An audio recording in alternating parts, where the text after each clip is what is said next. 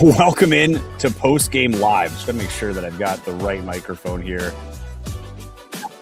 Think I do. Welcome in, everybody, to Target Score Postgame Live. I'm Joey Slattery. After an absolute thriller of a game, probably the most fun I had calling a game. It had everything. Fireworks at the offensive end from both teams. Defensive blocks. Xavier Moon had a couple of blocks. Hey, Josh Ray Sam, what's up, buddy? Good to see you, pal. Josh Ray Sam, Winnipeg Free Press, joining in from behind me. But hey, this game was a heck of a game. It was a phenomenal game. So entertaining. I think Ottawa, honestly, just kind of ran out of gas. I got to give it to Ottawa. They played like a team that had a playoff spot on the line. They had a lot of chances. Oh, my music is going here. They had a lot of chances to get things going, to take this game. The craziest part to me were the lead changes right at the end of each quarter. You know, a buzzer beater, whether it was the three-quarter heave from Smart that didn't touch anything but twine, was phenomenal. Xavier Moon, my goodness. We're going to get to Teddy Allen in a second. I saw it in the comments there, a little concern. You know what? It has been a long time, and I'm sure Stat Guy Ty would probably get to this before I ever would, but no pressure on you, Stat Guy Ty. He did crack 10 points. I think that's a big thing. He cracked the 10 points, double digits. I don't know the last time he had single digits. It might have been when he was in Scarborough. Did he not? Where are we here? You're right, 9. So single digits. I wonder the last time he would have been single digits. It might have been when he was in Scarborough. It's been a real long time. But here's the thing, man. The depth that this team got and the production from the bench. Xavier Moon, 29 points. 6 rebounds, 9 assists. I thought he was going to get the double-double for sure. 2 block shots. Guy's like 6'1". 2 block shots. Yeah, he was all over the place. But, man, to me, Jeremiah Tillman Jr. had the game of the year for at least his game as a Sea Bear. He was 8 for 11 from the field, 72%. No surprise there, but 22 points. 14 rebounds, 7 assists, and 6 block shots. We were talking before we were on air. I was talking about it with Dave Crook on the broadcast. If you were tuning in, it felt like he had 10 block shots. Like he was his own block party tonight. It was phenomenal to see. As I keep forgetting to start the lives on Instagram. Make sure our friends on Instagram can come join in. But yeah, like this was an absolutely phenomenal fight from the Sea Bears. It's funny, I was talking to somebody after the game, and they were like, oh, I was kind of nervous. And I almost forgot the game was so tight, if I'm being totally honest. Like, I kind of felt like towards the end, they were running away with it. It just felt like they were going to win this game. It felt like it was slipping away from Ottawa. They ran out of gas. Listen, man, Ottawa is a phenomenal team. Like, it is a very fun team to watch. They've got a ton of firepower, a ton of athleticism. They play with a ton of emotion. They love to trash talk. The Sea Bears were getting into the trash talk. Like, it was an absolutely fun game to watch, to be a part of. You know, we're privy here, being courtside, being able to watch it live and hear it live. It was an easy game to get into, man. We did not have any issues getting into this one.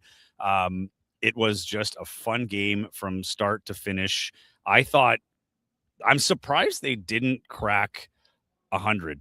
The game was, or they did crack 100, but like the target was 99. I thought this was going to be like a 120 game at some point because the way they were going in the first half was absolutely nuts. And yeah, like it's funny because at the start of the game, and I can't remember if I played the clip on the pregame show, if you were watching the pregame show, but Mike Rainbow had told us that he was, not telling his team basically not to expect these 115 to 112 games, and that there's going to be a lot more of those 85 to 80 games, right? And that defense is going to be important, and that, these possessions are going to become more and more valuable. That didn't seem like the case tonight. Even though this was a desperate game for both teams. And I give Winnipeg credit. I talked about it in the pregame show. If you were tuning into that, the pregame show, I said it doesn't mean anything, but it kind of means everything, in its own way. It's hard to emulate that. And they really did tonight. It was awesome. What's up, Arlowen? Rolowen? Yay, thought this wasn't going to be happening. Guess it was.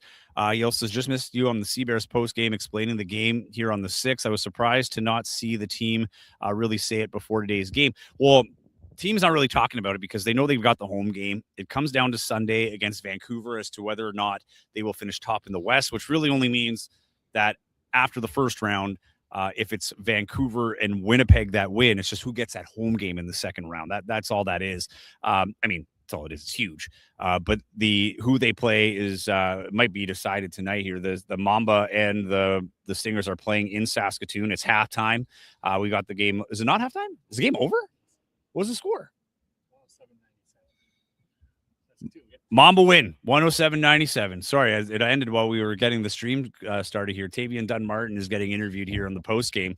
So doesn't clarify the matchup quite yet. All it means is Saskatoon finishes third. Edmonton finishes fourth. So whoever the top team is in the West will play Edmonton. Second place team will play Saskatoon. We're going to talk about that because I'm not sure who you want to see at this point. At the end of the day, you just got to take who you get. But it's Edmonton's had some luck in here. Here, we'll get into this because there's a lot of people that are bringing it up. Yeah, Teddy was cursed tonight. Teddy had a tough game. Where's the stat sheet here from Stat Guy Ty sitting beside me, trusty hand over here. But you look at Teddy Allen, just not a game where you're seeing him play. He played 34 and a half minutes. He was 4 for 25 from the field. That's 16%. He had 9 points. This is the first time, I think, definitely this year. And I think possibly his entire time as a Sea Bear. Has he ever had single points? He did? Yes. It was the first 2 games, right? In that first inaugural season? No? 2024. Was it 2024? Crazy. Oh, sorry, man. There's so much. The chat is wild already. I love it. But yeah, like hey, it's gonna happen. Here's what I'm gonna say. It happened on a game where they got 100 points, where Xavier Moon had 29, Jeremiah Tillman Jr. had 22, and all the other stats. He was the Bob Ross of the score sheet tonight, just painting literally there's a number in every part of his and most of them multiple numbers in every category on the score sheet. Like, he was phenomenal tonight. You had Simon Hildebrandt, who put in 12 and had the target score winner. Hildebrandt was huge tonight in that fourth quarter. That is such a promising sign for the Sea Bears going into the playoffs, having your young Canadian local guy playing the way that he is right now. Emmanuel Aycott had 10. Emmanuel Aycott's another guy they have to get going. That can be a point of, stress for, I know, the fan base, for the team. If he can play like he did, 4 for 8 from the field, he had 5 rebounds, 3 assists. He was an emotional driver. I talked so much about DJ Burns. Aycott was getting into today, and it was under control. He was getting into it with other guys. He worked it in his favor. So if there's a night, and when Isaiah Osborne, that was the other guy I want to bring up. He had 8 points all early, but man, how good does that feel that he finally cracked that goose egg from the 3-point line? He was 2 for 4, 50%. That is absolutely huge. This is from Alex Marshall, 142. I love this. Thanks, Alex, for the comment here. He says, I'm a Teddy guy, but that was an absolute disaster class, to the point I think it cancels out the 54-point game. Powell is front runner for MVP now, unfortunately. I'm going to say this, Alex. I totally disagree. I don't think it's that big. I would say if they lost this game, it would be much more highlighted. They didn't lose. Teddy's season this year has been so much more than his scoring. I don't even know, like, the 54 points to me is what sealed it, but I don't think that's what got it. Will get him the MVP if he's to win. Miles Powell's having a phenomenal season, but he's doing it on the scoring side and on the target score side. Like, those are his main arguments, right, for Miles Powell. Teddy Allen had a bad game at a great time. It is not the playoffs. There's another game before the playoffs, and he was getting the support from everyone else. So I understand the panic a little bit. We're getting close to playoffs. You don't want to see guys slumping or getting cold. But I'm going to pump the brakes on the Teddy thing. And again, love that you brought this up. But I think he's still fine in the MVP race. I don't think this affects him as much. It was just not a great game. He could not hit the side of a barn today, which is so rare for Teddy Allen. But if you're going to have that game, it might as well be when you have the support of your teammates. And this is why I love this win for the Sea Bears. Their stars, well, their one star that is usually the scoring driver did not play, and everybody had his back tonight. Guys got out of slumps. Guys like Hildebrand stepped up at different times. It wasn't entire games, but every guy had a moment, and it seemed like they met that moment. I know Xavier Moon was a player of the game. He deserves a player of the game. He played phenomenal. He was the best player on the floor. But my goodness, Jeremiah Tillman Jr. is another one that I had to say was so good. I just think with Tillman is the swing on that, right? I think he's the biggest reason why that Teddy game doesn't stick out like a sore thumb. Here's the one from Stat Guy Ty. His lowest output since June 6, 2024. He had 8 points in a loss at Niagara. And I honestly think that might have been the game before he everything kind of fell apart where he got released. So like that again. So at least we're not dealing with that. There's just a game where he didn't play great. No extra baggage, no extra drama. It's fine. I think I'm okay with that. Only a second game under 13 as a Sea Bear. Only the fourth in single digits in the league, in his career in the league. What's up, Cam? Sup, Joey Slats? Hope we are loud for them today. Man, you were. Like, at one point, the referee blew the whistle and no one heard it. There was a substitution, and it was so loud in here. Sea Bears Nation was so much fun tonight. So much fun. DR24, hello. Good to see you, man. Thanks for coming out. Here's the final score. We were just talking about it. Saskatoon, we're going to give it a little bit.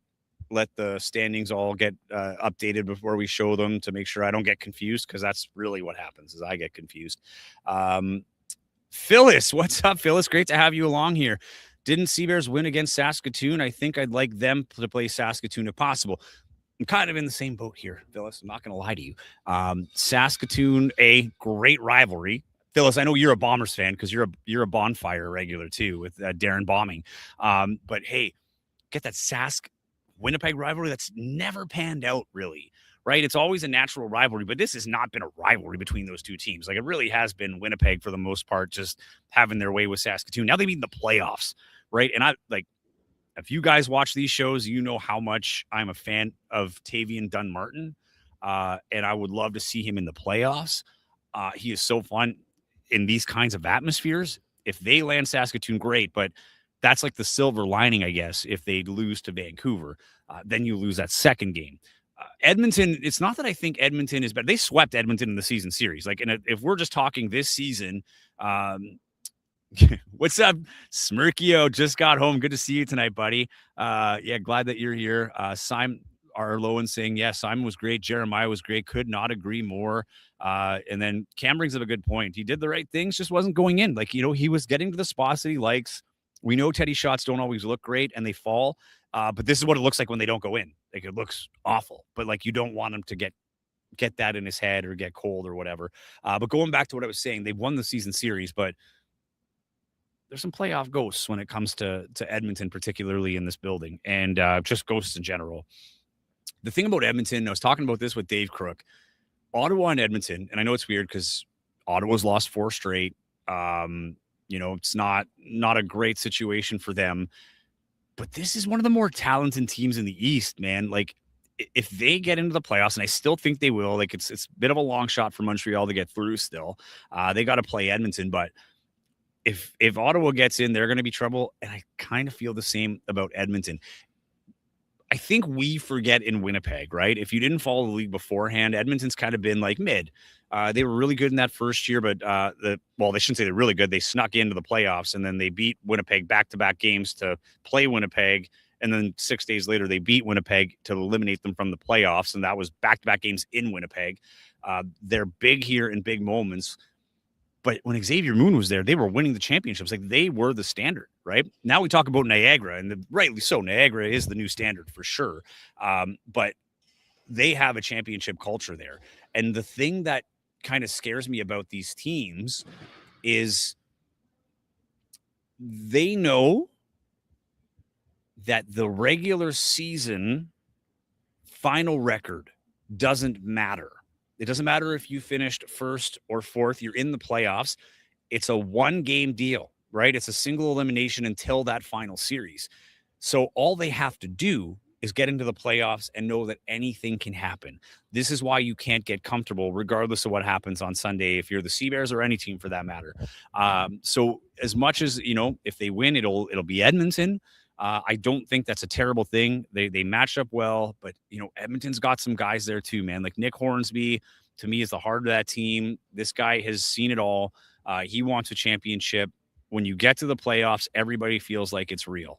So this will be a good test for them regardless. But I agree with you, Phyllis. I think I would want to have them to have Saskatoon here, mostly just because of the rivalry. And I think it would just be better for not only Winnipeg, but like Saskatoon. Like, they've made some strides this year. I like that they play at Merlis Belcher this year. That smaller venue. It's a lot more energy. I've heard great reviews from the new arena. Sask tells a hard sell for those guys. But if they can get into a rivalry, like a true, rivalry milestone moment in this rivalry through a playoff game, I think that would be phenomenal. And who knows, even if it's on the first round, it might be in the second round. Like Saskatoon is peaking at the right time. That's the other thing. They're a dangerous team right now. They had a slow start. Isaiah Fox, I think, is a great coach. This is his first time coaching as a head coach. And I think that he was playing really, really well, man. It was, it was phenomenal. And Cam X was, as BTS says, smooth like butter. It's also Tribe Called Quest song too. So yeah, but hey, nonetheless, get what you're saying. And I want to bring this up from Cam too. Sorry, I'm highlighting a lot of Cam ones here, but I will say the Ottawa plays this way. They're a heart on their sleeve team. And when it works, it's great. But when it doesn't work, that's the emotion part. And one thing I was really impressed with Justin Mazzulla, head coach of the Ottawa Blackjacks and brother of the Boston Celtics head coach, Joe Mazzulla. As you probably know, I do enjoy my Celtics. One thing I really liked about him is he kept it under wraps. Like he was when everything was kind of getting out of control, he was talking to the refs, at a great tone. He set that relaxed tone. He got his guys settled when he needed to. It's when you have a team like that, it's a really hard time to get things settled in the game from a coaching perspective. And all you can do is not get sucked into it. I've done some coaching too in my life in lacrosse, and easier said than done. I can tell you that, even at the lower levels. So, I got to say props to him for another first-year coach, who's going through a lot of the ups and downs. And like he said, he's not worried about the outcome. And he said that in his pregame words. I'm not worried about the outcome. I'm worried about taking care of the details. And I think they did that today. I know it didn't go their way. Someone had to lose this game. It was Ottawa.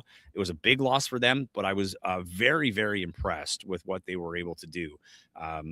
In terms of make this game close. They gave themselves a chance to win. They just did not win. And unfortunately for them, that might be why they don't make the playoffs, but they've got some time here to try and figure it out. We're going to go, we got some post-game stuff. So let me get all lined up here for us. And I will get into some of the pre or post-game comments here. Thanks to Riley from the Sea Bears for providing the link from the post-game availability. Just bear with me for 1 second here. All right, we are going to share this. Let's take a listen to what he had to say. Hopefully the audio works. Like the resiliency that we showed. I mean, I think there was a couple times, especially in the first half, Ottawa made a significant run, and we were able to take a timeout and sort of weather the storm. Come out and get a couple of buckets and a couple of stops. And every time they made a run, we showed some resilience to make one of our own. The sense we talked about it yesterday, just of maybe although this game was kind of inconsequential in the standings for you guys, the confidence or maybe the mental side of it that could boost that high for you guys. Do you feel that way? I mean, do you feel that way coming out of this game, that maybe this can be a boost for your group going into the most important time of the year? Yeah, I mean, I think it's just like the rest of the games where, we want to play a little bit better than we did the last game. We want to improve in a few areas if we can. And, we're very much looking at the last stretch of games here like they are playoff games. Obviously the level of urgency that Ottawa had was a great test for us. And, we know we have a big challenge coming ahead, but we just want to continue to try to get a little bit better each day as we go. Can you talk about what you saw from Tilly tonight? It looked like he had a night, it looked like.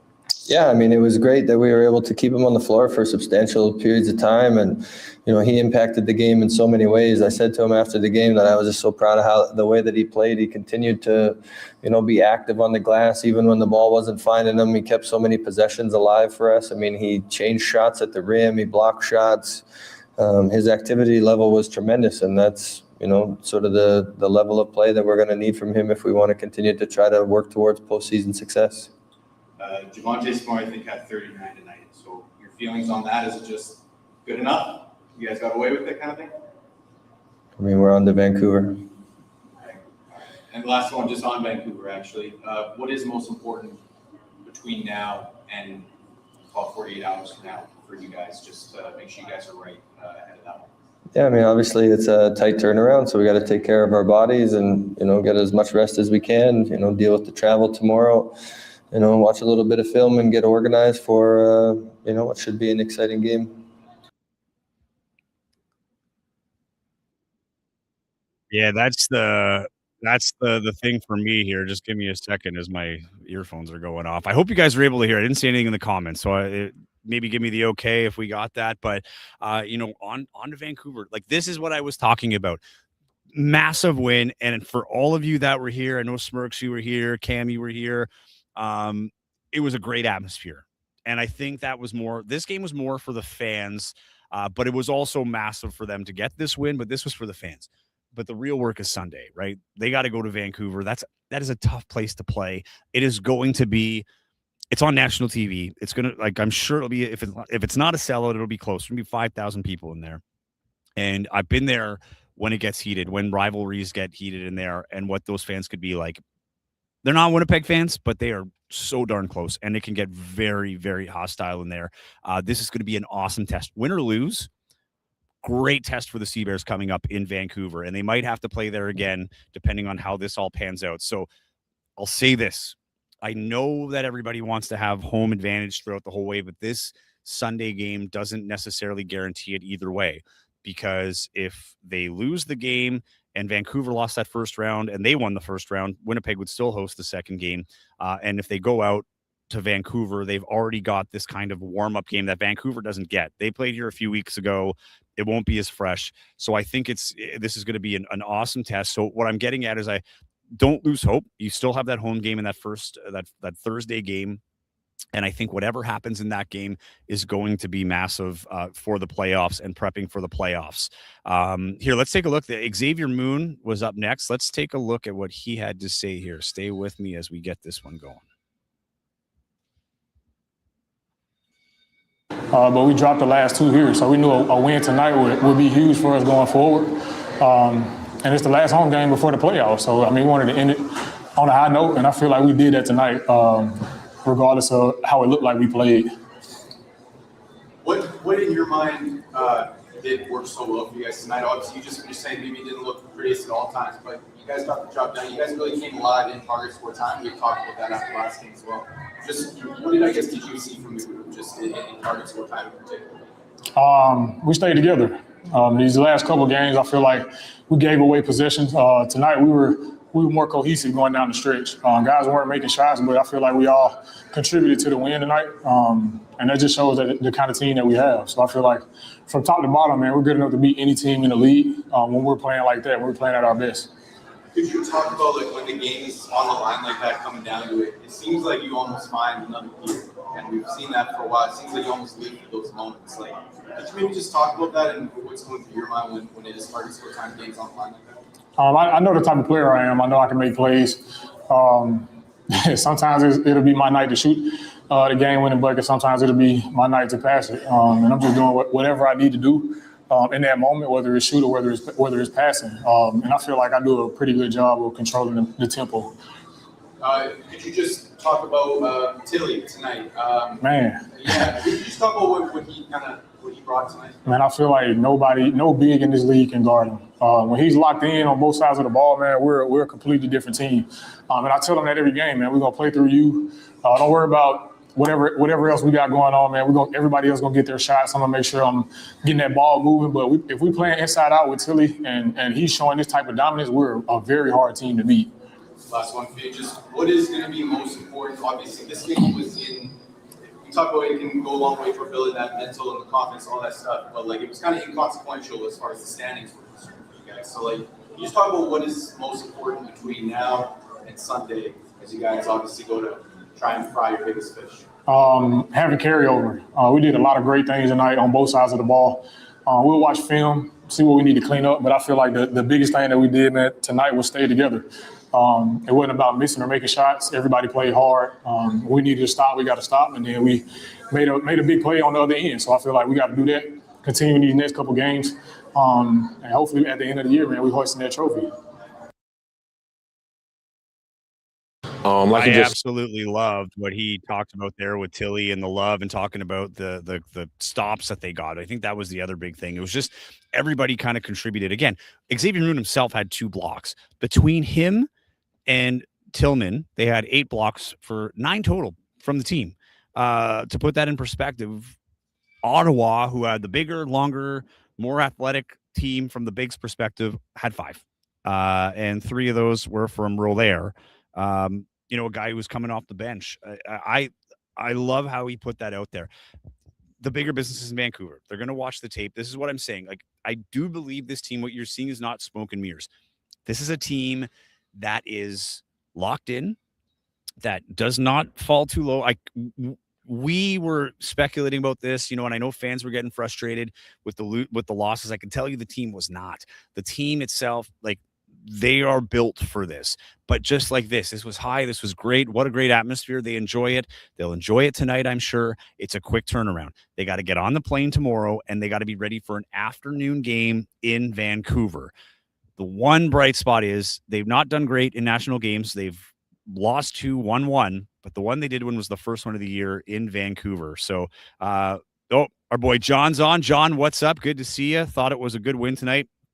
Defense played better in the second half. I 100% agree.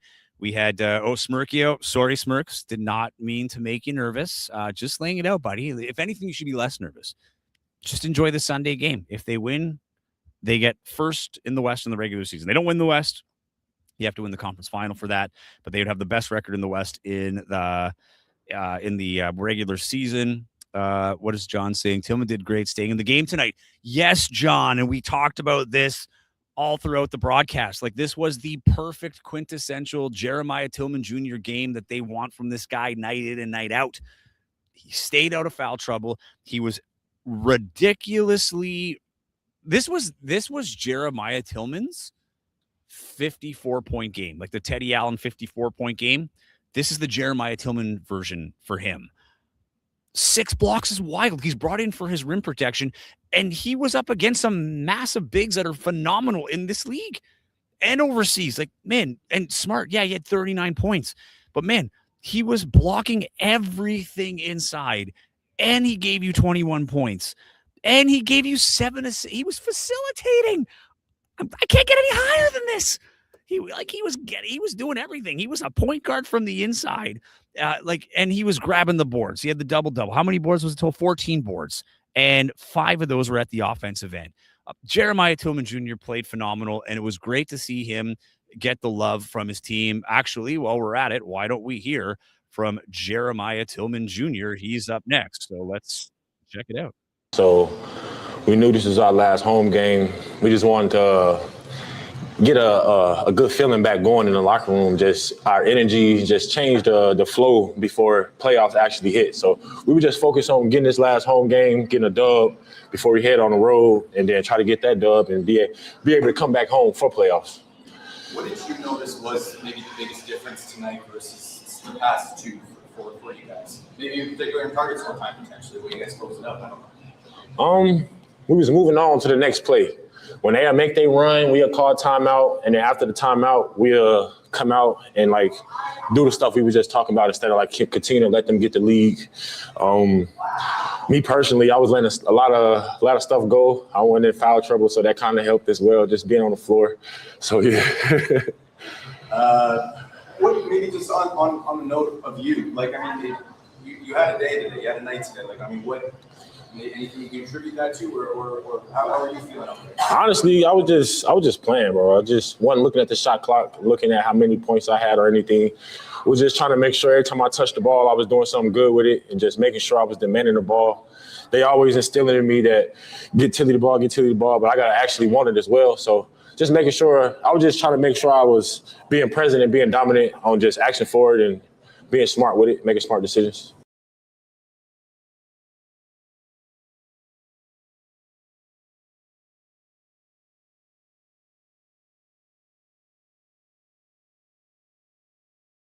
Sorry, my mic was muted. I just wanted to pause it here. I'll play the rest of it in a second. But I just like how he said that. The two things that stick out to me in that post game is they want to get me involved early. And this is the one where, was it here? Yeah, from John.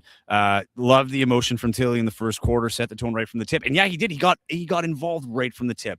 They activated him early. He got settled in, and he played phenomenal. The other part that I like about that interview and that answer that he just gave was the fact that he needs to want the ball. He's talked about this. He's open with it. He's got great self-awareness. He knows when it's also on him, right? It's not on everybody else. Like, he knows when to call guys out, when to call himself out. And he wanted the ball tonight on both ends of the floor, right? He was grabbing those boards. He was blocking those shots. I think he had a steal there as well. Like, dude was on fire tonight. Let's listen to the rest of it here. Give me 1 second to get it all set up. It's another year. Kind of. Can you maybe just talk about what do you see from him when it comes to the game? He like I said at the beginning of the season, he a true point guard. He a smart point guard. He want to win, and target time come. He's still fresh. He still got all that energy. He be moving so fast, and when he bringing the ball up the court, if you're not looking, he just gonna run down and go get. That's what he was doing at target score. Every time we was getting a rebound, he was just flying down the court getting a quick bucket because everybody's still running back and haven't not turned around yet. So, like you said, it's an extra gear he got, and I don't know if he's saving it into the end or he just got an extra motor. Last one for you, just obviously a big one coming up now in 48 hours or less. What is going to be most important for you guys just in the next 48 hours or so, just to obviously make sure you're having business out west? Get some rest. Not getting ahead of ourselves, not using this game to get comfortable and get the big head and all that stuff. Just get some rest, taking care of our body, because it's going to be a dogfight when we go on the road. We're going to be in their house as well. So can't expect for them to let us come in their crib and just beat them. So like you just said, the confidence.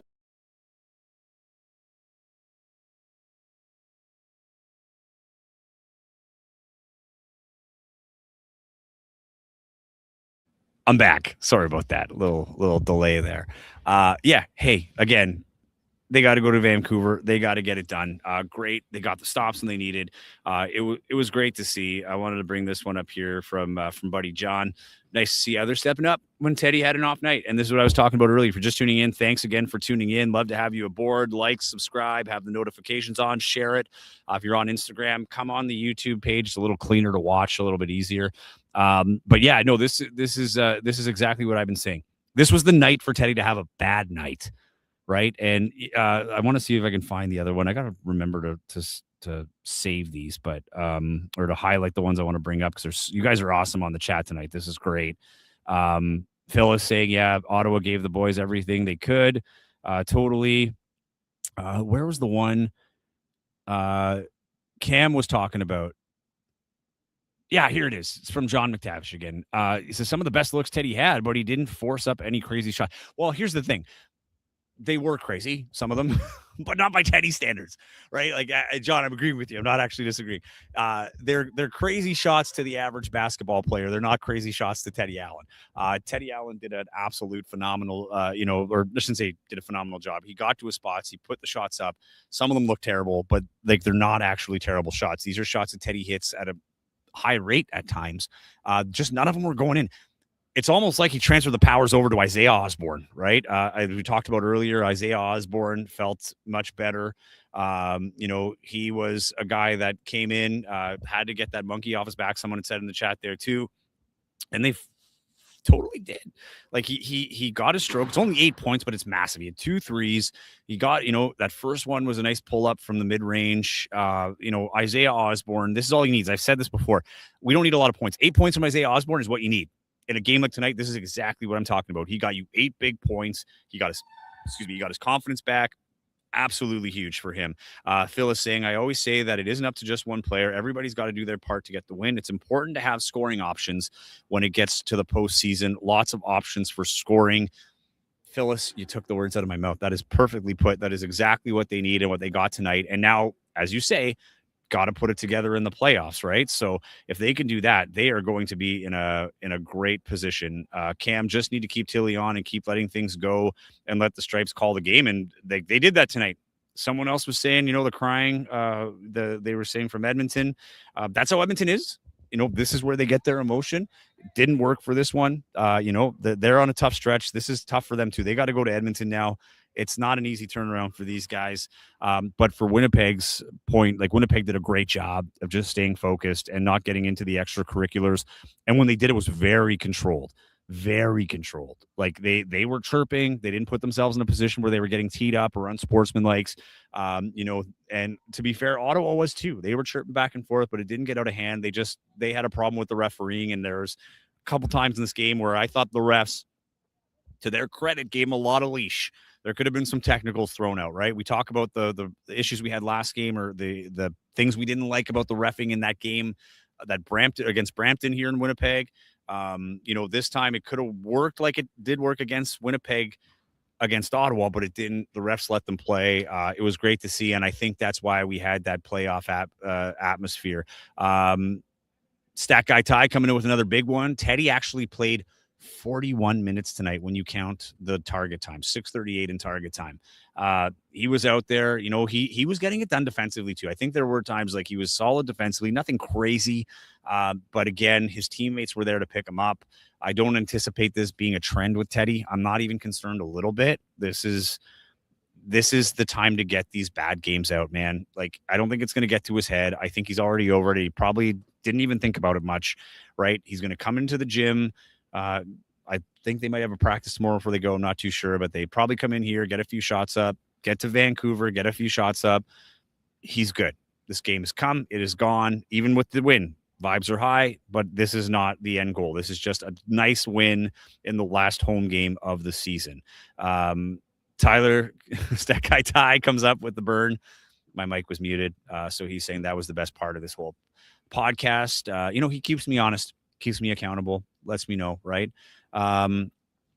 Okay, I'll bring this up, Smirkio. I've had this a few times. There are rule on signing players for playoffs. Like if they've played for a different team in the regular season already, you have to have the roster in. There is the 5 games, but I don't think at this point that you can like bring on someone who was cut that played 5 games elsewhere. This is the team that they have. Honestly, this, like I said this in the pregame show, if you were there, you're hearing it again.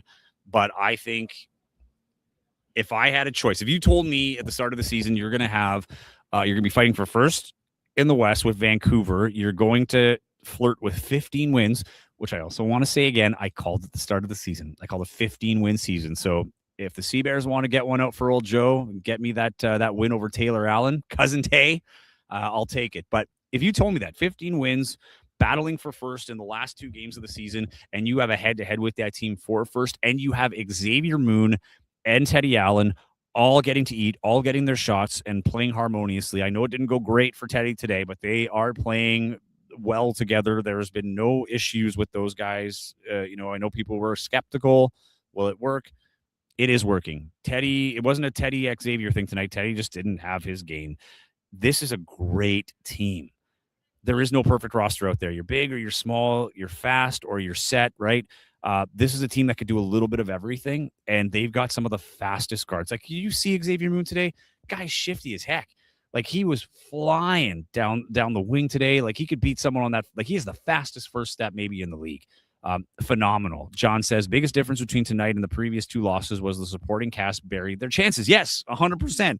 And the movement on the court was much more dynamic, and most of that movement came in on transition, right? Like, they were able to get out in transition, but they weren't forcing the transition. We don't talk about that enough. The forcing of, because you're in you've got numbers and you're on the run, you think like we have to score on this, or we, so you're going to force up a shot or force up a layup that might not be there. One thing that Xavier Moon brings to this team is the flow. He can slow it down. He can build up the tempo. He has a very good idea and feel for the game of what needs to happen in those moments. And dude, I'm going to actually, you know what? Let's play some of these highlights right now. This is also ridiculous. Normally when I go to the highlights here on YouTube from the CBL, they're like 5 minutes. This is 17 minutes long. We're not going to play all 17 minutes. That is for sure. But let's take a look as I'm talking here. We're going to mute this one here because you don't have to hear me twice. But we'll take a look at the highlights here as I'm talking. Let me just full screen this one because this was fun. Also, just want to shout out the Alex Fudge. The Alex Fudge dunk. Did you guys see that one where he goes like reverse on the fly, windmill, two hands? Stupid. Awesome. Was not ready for it. I'm not sure if I want to hear that one back. But it was a phenomenal play. Like I said, like we saw everything tonight. Whatever you paid for your ticket, if you were here tonight, was worth every penny. This was phenomenal. It wasn't a blowout. It had you at the edge of your seats. As that fourth quarter went on, it was the loudest I've heard it here in a long time. It was great to see. Smirky was saying, yeah, Isaiah Moore and Tyrell should have been teed up. Totally. They could have been, but they were not. Man, I can't even keep up. This is awesome. Oh, what up, D? What up, D? That's D Balsera, the coward that still hasn't gone live on the Target Score Podcast Network. Let him know. Let D know that even here in Winnipeg, we're expecting some live shows from Brampton. Brampton actually just locked up second place because Niagara lost to Calgary. So, hey, the playoff picture, it's coming together, friends. It's coming together. Okay, I'm going to share this here so we kind of have an idea. So we'll go back to the highlights. Give me a second here as I maneuver everything. Stat Guy Ty, just having a time out here. Having a time. But here's the standings as they are right now. So these are updated. So here you can see Calgary gets their 7th win of the season, which is wild. They're not going to make the playoffs, but still crazy to think that they came out and scored. They have 23? Oh, sorry, 23 games, 8 wins. Yeah, sorry, that one hasn't updated yet. But so Calgary has 8 wins on the season. Wild. They started, 0-10? Nuts. So here, and yeah, 1-14? That's great. Props to Calgary, man. Too little, too late. That's the point of this CEBL, though, that makes it so hard. Brampton at 11-11 has locked up second. Niagara can fall to as low as 4th. They're in 3rd right now. Ottawa needs to get that win. It comes down to the final game in Edmonton. Again, Edmonton's already locked it up. Edmonton can't move ahead. All the pressure is on Ottawa. They played really well tonight. One of the most entertaining games I've seen. If they can do that if they can do what they did tonight in Edmonton, I have full confidence that they can win that game. It just doesn't mean enough for Edmonton as it does for Ottawa. Like the entire game is on the line here. Javonte Smart, 39 points, 2 rebounds. I mean, you can't put it on him. He tried his absolute best, but he missed some key shots. I can't remember who it was. I'm not going to go through everything again. Oh, here's Bonomi. Everybody's favorite out-of-town target scorer, Matt Bonomi. Oh, Brampton. Yeah, he's excited. Let's have a watch on Bonomi here. Let's make sure he's not around anything that can get him arrested. He's probably already starting this. Just checking in, Stat Guy Ty. Oh, Stat Guy Ty's getting love from the boys in Brampton. I love it. Someone was saying about the Xavier Moon, and hitting the right shots at the right time. And I was talking about the depth guys hitting the right shots at the right time. Javonte Smart hit 39 points. I thought for sure he was going to hit 40. I thought it was a done deal that he was going to hit 40 points, and he couldn't get it done in target score time. Like, this is what I'm talking about those impact players. Moon had impact baskets. Simon Hildebrandt had impact baskets and defensive plays. He got the target score winner. Man, it was just, breaking news. Tomorrow's the day we live. So D and Matt Bonomi going live with Postgame Live Brampton, the inaugural. They will talk about this episode for eons. So we all got to tune in tomorrow on Brampton. Maybe I'll sneak in on your show, boys. We'll see. Oh, look at this. We've got a request. The public wants D to hop on the live show. Will he do it? Probably not. You've got the link, D. You just come right in here, make yourself at home. Love to chat with you.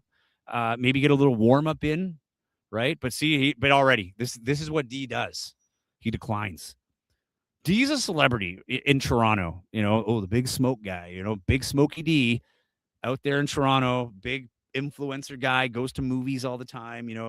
Doesn't have time for the little Winnipeggers, right? Let's not all jump on D right now. Let's give Bonomi his love here. Although, if you watch their podcast, he did take a bit of a freestyle hit at us. So hey, it is what it is.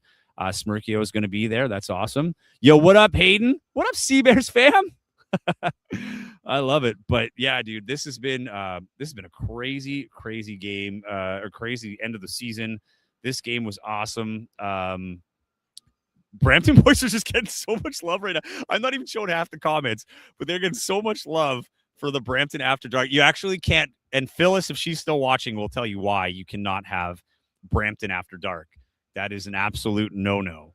That is its own show. It is a legendary show here in Winnipeg. We are not taking that lightning from Bonfire. So, we're gonna have to come up with something better, Bonomi. It can't be After Dark live, but it is live, that for sure.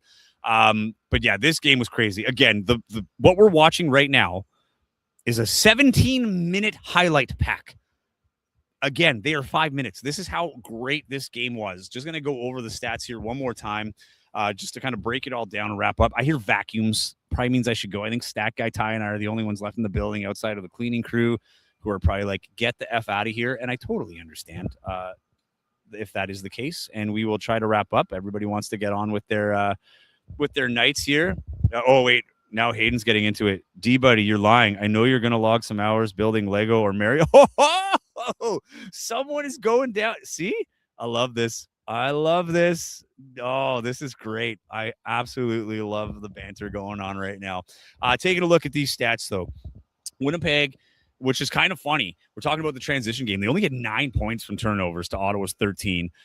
Points in the paint were dead even at 52 points each, though Winnipeg at a much higher rate at 63.4%. 16 second chance points for Winnipeg, 11 for Ottawa, 21 fast break. Even there, Ottawa had more fast break points than Winnipeg at 23. Ottawa had more points from turnovers, 8 to Winnipeg's 4, and they had 24 bench points. Like, this is the crazy thing. Like, Ottawa played really well.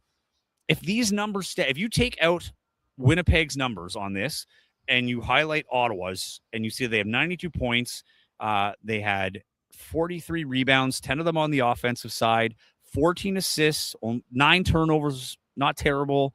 They had 4 steals, 5 block shots, and they lost. I don't think they're going to lose to Edmonton if they can put this together tomorrow. If they could put this together tomorrow, I think they're in good shape. I think Ottawa. Listen, I'm hearing Quincy Guerrier is not going to be in the playoffs for Montreal. He's got to go off to his European team. If that's the case, I just don't think Montreal has the wheels. I think I want to see Ottawa in this. What I saw tonight, that's a playoff team. That's a scary playoff team. They just got the short end of the stick tonight, and it is what it is. Each team didn't lead by more than 8. 8-point leads for both. They both had 10-point scoring runs. I mean, this was dead even. Winnipeg's had a little bit better point per possession, 1.17 to 1.08 for Ottawa. There were 5 lead changes in this. It was tied 9 times. They each had a fair share of the lead, 17, almost 18 minutes for Winnipeg, 14 and a half minutes for Ottawa. Ottawa played a great game. Again, smart. 2 boards, 2 assists, 39 points, and he was still minus 13. Wild. And then you had Alex Fudge, who was hot off the top, but he cooled right off at 10 points, but he did have 8 rebounds. And that phenomenal dunk. That was awesome. It might have gone through already. Probably did. That was my favorite play of the game. 15 points from Matthew Cleveland off the bench. He was off the bench, right? Or did Cleveland start? No, he was off the bench. Matthew Cleveland is starter quality, and he got you 15 points, 11 rebounds, so a double-double for him. And then there was 12 points and 11 rebounds from Isaiah Moore. I know everybody's in the comments that he, was getting a little lippy and a little maybe whiny. At least the appearance that people are saying online here. But he played well. Double-double for him. But then going over the Sea Bears, what a game. Again, Teddy Allen only had 9 points, 5 rebounds, 3 assists, 3 turnovers, but he had a block shot there as well. No steals tonight, though. But it really didn't matter. Everybody stepped up when they needed to. No one more than Xavier Moon and Jeremiah Tillman Jr. 29 points for Xavier. I think he had 28 last game. Phenomenal game for Xavier. He was 1 assist shy of a double-double with 9, and he had 6 rebounds. And he had 2 block shots. I just love the 2 block shots. Phenomenal. And then Jeremiah Tillman Jr. Bob Ross performance, artistic work from Jeremiah Tillman Jr. JTJ, don't forget it. Put it up somewhere. He had his moment to shine. I know Xavier Moon was a player of the game, but Tillman Jr. is 1B in that category. 22 points, 14 rebounds. The 7 assists to me is crazy because he was setting up guys from the inside. He played phenomenal, and he had 6 block shots and a steal. Crazy stuff. He was plus 17. And again, I think the biggest one for everybody. Well, no, Simon Hildebrandt, want to give him his love. He was the captain tonight for the Sea Bears, and he lived up to it. 50% from the field, 12 points. Played 26 minutes. He had 8 rebounds, 4 on the offensive end, 4 on the defensive end, just getting it done. A couple of assists to go with that. He was plus 15, and he hit the biggest shot of the night, and he played his best basketball at the target score time. Fourth quarter target score time, phenomenal. And the big one for me is Isaiah Osborne, monkey off his back. He was 50% from 3 today, 2 for 4. I want to make sure I got that one right. I'm looking at the wrong one. Yeah, no, he was 2 for 4. E-Man was also 2 for 4. Emmanuel Acott.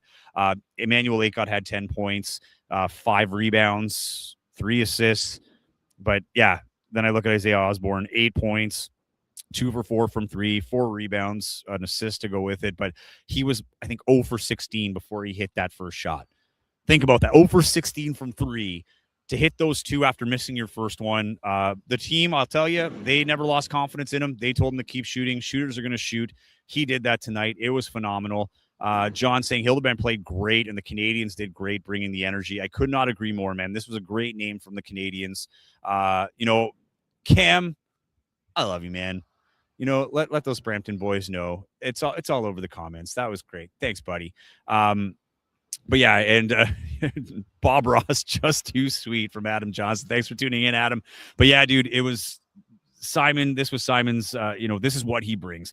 Hildebrandt's a guy. He's a chameleon on this team. His role changes from game to game. Sometimes you need him to score 21 points. Sometimes you just need him to get those big 4 points and those big 8 rebounds. And tonight he did a little bit of everything. 12 points, 8 rebounds, and phenomenal down the stretch when they needed him most. Man, I think this is about it here. I think we got to wrap up, and I got to get out of here as I know the viewers are coming up. We got a bunch of new ones in. If you're new to the show, welcome aboard. It's great having you along. Thanks for getting in on the comments. Matt Bonomi for sure. Ottawa is crazy athletic. Would not want to play them. This is what I've been saying the whole time. This is such a good team, such a scary team. This is a team that I would not want to get into it with in the playoffs. Smirkio, Chris Wiggs equals SpongeBob, no license. Wiggins is just catching strays tonight. I love it. Wiggins is Winnipeg enemy number 1. Winnipeg Wiggs, not a fan out here is what I'm getting at. I wanted to see. I think there's a couple more. Oh, yeah, Phyllis came in. She's saying, yes, it's true, because bonfire after dark. That was the whole after dark thing I had to talk about there. But, yeah, everybody, this is phenomenal. Just to cap it on, Sea Bears still have a chance to lock up first in the West on Sunday. That game's at 2:30 local time on CBC. It's a nationally televised game. The winner of that game between Vancouver and Winnipeg will finish top in the Western Conference. And if they win, they would play. So the winner of that would play Edmonton in the first round. Edmonton is locked in 4th. And who is the other team? Saskatoon in 3rd. So that's what we got to wait and see. If Winnipeg wins, they're going to play Edmonton at home. If they lose, they're going to play Saskatoon at home in the first round. That is yet to be determined, but those spots are locked underneath. The 3 and 4 are locked. Brampton locked in second place. Congrats to our Brampton boys. Thanks for coming in, guys. Appreciate you. This is it. Guard the den. This is what it's all about right now. They kind of lost their way for a couple of games. They found it here in the nick of time before playoffs. This was the last home game. Left you guys with an absolute treat.